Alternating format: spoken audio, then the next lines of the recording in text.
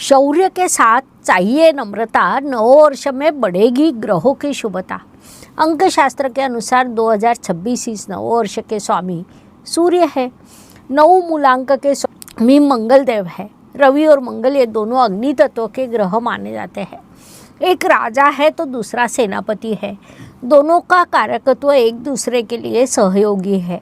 इस नववर्ष में आपके लिए इन दोनों का एकत्रीकरण होगा, जिस कारण स्वाभाविक रूप से शौर्य और नेतृत्व बढ़ने वाला है। कोई कितना भी कुछ कर ले, वह आपको रोक नहीं सकता। आपका व्यक्तित्व आत्मविश्वास से परिपूर्ण और दृढ़ दिखाई देगा। लोग आपकी बातों को सुनेंगे, लेकिन आप भी थोड़ा सुनने की तैयारी रखें, ये सलाह दी जाती है, क्योंकि वही इस वर्ष आपके लिए सफलता की चाबी रहने वाली है। नमस्कार, मैं एस्ट्रो गुरुमा डॉक्टर ज्योति जोशी सभी ज्योतिष प्रेमियों का हार्दिक स्वागत करती हूँ। आज हम अंक शास्त्र के अनुसार 2026 से नववर्ष आपके लिए कैसा रहेगा ये समझ रहे हैं। आज हम 9 मूलांक के लोगों के लिए नववर्ष कैसा रहेगा इस विषय का विस्तार से अध्ययन करने वाले हैं। जिनकी जन्म तारीख 9, 18 या 27 है, ऐसे सभी लोगों का मूलांकन 9 होता है। इसलिए इन सभी लोगों ने इस वीडियो का लाभ उठाना चाहिए। साथ ही इस काल के लिए मैं आपको विशेष उपाय भी बताने वाली हूँ। आज के भाग को अंत तक देखना न भूलें। ये शास्त्रीय जानकारी अगर आपको अच्छी लगे तो वीडियो को शेयर करें ताकि दूसरों तक पहुँच सके।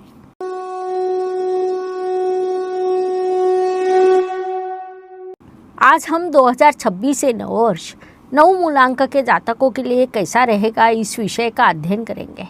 आपका मूल स्वभाव, आपके स्वभाव का स्वरूप, आपका व्यक्तित्व जैसे सभी चीज़ों को हम आपके मूलांक से देख सकते हैं। मूलांक आपके जन्म की तारीख होती है, उसे जन्मांक भी कहा जाता है। तो भाग्यांक आपके संपूर्ण जन्म की तारीख से प्राप्त होने वाला अंक है। अर्थात दिन, महीना और वर्ष को मिलाने पर हमें भाग्यांक प्राप्त होता है। साथ ही वर्षांक निजी उम्र को दर्शाने वाला अंक होता है। उम्र के अंकों को मिलाने पर हमें जो एक अंक प्राप्त होता है उसे वर्षांक कहते हैं। भाग्यांक और वर्षांक कैसे निकालें, इसे मैंने इस श्रृंखला के प्रथम भाग में अत्यंत सरल पद्धति से बताया है। संक्षेप में वार्षिक अंक भविष्य समझने के लिए आपको मूलांक, भाग्यांक और वर्षांक इन तीनों अंकों के वीडियो देखने हैं, क्योंकि ये 3 अंक एक साथ आपका वार्षिक भविष्य बनाते हैं। करियर, संबंध, स्वास्थ्य, मानसिक स्थिति पर क्या प्रभाव पड़ेगा, ये सब हम उससे समझ सकते हैं। अंक शास्त्र के अनुसार जिनका जन्म किसी भी महीने के 9, 18 या 27 तारीख को हुआ हो, तो सभी लोग मूलांक 9 के विभाग में आते हैं। जैसा मैं हर वीडियो में बता रही हूँ कि 26 ये नववर्ष सूर्य के आधिपत्य में आने वाला है। अर्थात अंक शास्त्र के अनुसार इस नववर्ष के स्वामी सूर्य देव है। 9 मूलांक के स्वामी मंगल देव है। रवि और मंगल दोनों अग्नि तत्व के ग्रह माने जाते हैं। एक राजा है तो दूसरा सेनापति है। दोनों के कारकत्व एक दूसरों के लिए सहयोगी है। इस नववर्ष में ये दोनों आपके लिए एक साथ आने वाले हैं, जिस कारण स्वाभाविक रूप से शौर्य, नेतृत्व सब बढ़ने वाला है। कोई कितना भी रोक ले, लेकिन आपको कोई रोक नहीं सकता। आपका व्यक्तित्व आत्मविश्वास से परिपूर्ण और दृढ़ दिखेगा। लोग आपकी बातों को सुनेंगे, लेकिन आप भी थोड़ा सुनने की तैयारी रखें, ये सलाह दी जाती है, क्योंकि वही इस वर्ष आपके लिए सफलता की चाबी रहने वाली है। मंगल ग्रह आपको आगे लेकर जाएगा, लेकिन सूर्य देव के साथ अहंकार की परीक्षा होगी। इस काल में आपने अपने शौर्य को नम्रता की जोड़ देनी चाहिए, क्योंकि जैसा मैंने पहले कहा, रवि देव को ग्रहों का राजा माना जाता है, मंगल देव को सेनापति माना जाता है। इन दोनों का प्रभाव आप पर इस नववर्ष में तीव्रता से होने वाला है। दोनों ऊर्जावान ग्रह आप पर प्रभाव करने वाले हैं, जिस कारण ऊर्जा को ग्रहण करने की क्षमता आप में होनी चाहिए। उस ऊर्जा के बल पर आप कर्तृत्व करने वाले हैं, शौर्य दिखाने वाले हैं। ये सब करते समय यदि नम्रता भी हो तो चूक होने की संभावना कम हो जाती है। ये बात ध्यान में लें। पारिवारिक दृष्टि से विचार करें तो इस समय काल में आपकी जिम्मेदारियां बढ़ने वाली है। किसी पिता के समान व्यक्ति के साथ अचानक अप्रत्याशित रूप से विवाद हो सकते हैं, इसलिए उस दृष्टि से आपने उचित ध्यान रखना चाहिए। एक तो विवाद ना हो इसका ध्यान रखें। विवाद हो जाए तो जल्द समाप्त करें। ये सलाह आपको दी जाती है, वही आपके लिए उचित रहेगा। संतति की दृष्टि से ये काल शुभ कहा जा सकता है। विशेष रूप से जून से अक्टूबर तक का काल उत्तम कहा जा सकता है। मंगल ग्रह भूमि का कारक माना जाता है। उस अनुसार इस नववर्ष में आप नई जगह का विचार करने वाले हैं। केवल जल्दबाजी न करें। जून जुलाई का काल उस दृष्टि से अत्यंत शुभ रहेगा, अर्थात जमीन के संदर्भ में कोई व्यवहार करना हो तो उसे आप उस काल में कर सकते हैं।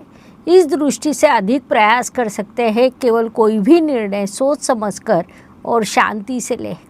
शिक्षा की दृष्टि से विचार करें तो नववर्ष आपके लिए प्रत्यक्ष कृति करने का, नया कुछ सीखने का है। केवल पढ़ाई ना करें बल्कि अनुभव भी ले।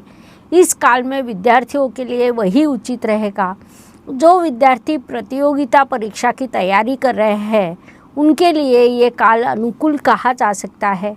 उसमें आपको सफलता मिलने की संभावना अधिक है, इसलिए उस दृष्टि से अधिक प्रयास और परिश्रम करें। करियर की दृष्टि से विचार करें तो व्यवसाय, प्रोजेक्ट, टीम लीडरशिप, इस दृष्टि से ये काल शुभ कहा जा सकता है। इस काल में आपको नए अवसर प्राप्त होने वाले हैं, लेकिन पुरानी आदतों को छोड़ना आपके लिए अत्यंत आवश्यक रहेगा। तभी आप नए अवसरों का पूरा उपयोग कर सकते हैं।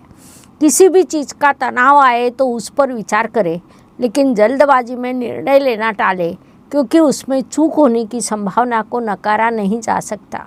इस नववर्ष में आपको भाग्य से भरपूर सहयोग प्राप्त होने वाला है। आपके मूलांक का स्वामी मंगल और नववर्ष का स्वामी रवि दोनों में मित्रता है, जिस कारण आप में कृतिशीलता बढ़ेगी। एक बात ध्यान में ले कि मंगल कृति का ग्रह माना जाता है, जिस कारण वर्ष के शुरुआत में थोड़ी धीमी लेकिन मध्यम से आपकी जोरदार प्रगति होने वाली है। नववर्ष में आपके कर्मफल का परीक्षण भी होने वाला है। किसी भी चीज़ में जल्दबाजी और क्रोध पर नियंत्रण रखें तो आपको अत्यंत बड़ी सफलता प्राप्त हो सकती है। अगला महत्वपूर्ण विषय है कि इस नववर्ष में आपको लाभ के कई अवसर प्राप्त होने वाले हैं, लेकिन उसके लिए उचित योजना भी आवश्यक रहेगी, तभी आपको उचित लाभ प्राप्त हो सकता है। कई बार खर्च पड़ेंगे, विशेष रूप से यात्रा या घर से संबंधित खर्च आपको करने पड़ेंगे, जिन्हें आप टाल नहीं सकते। इसीलिए वैसी मानसिकता तैयार कर ले। ये सब भले ही सत्य हो, लेकिन उसी समय आपके लिए मंगल देव के कारण धन लाभ की संभावना भी निर्माण होने वाली है।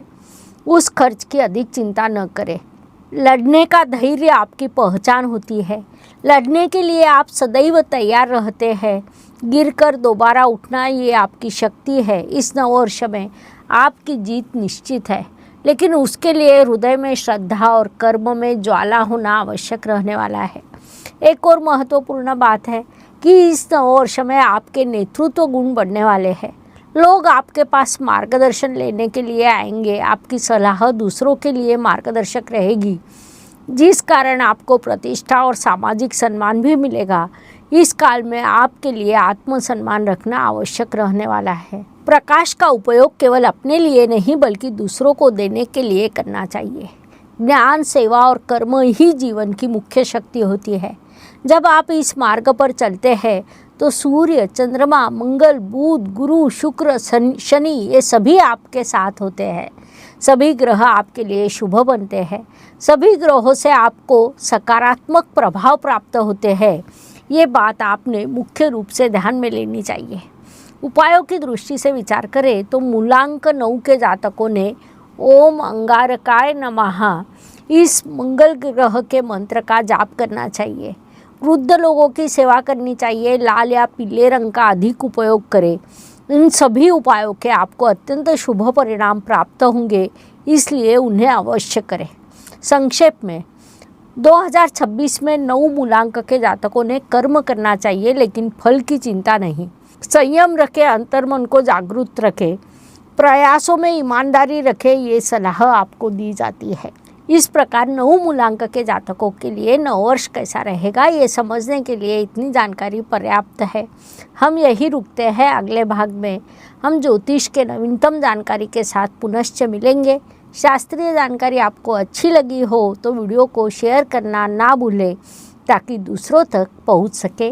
धन्यवाद। शुभम भवतु। जय ज्योतिष।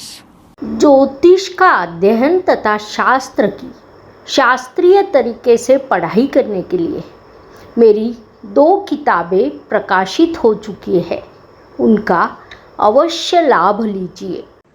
Please like, share and subscribe the channel.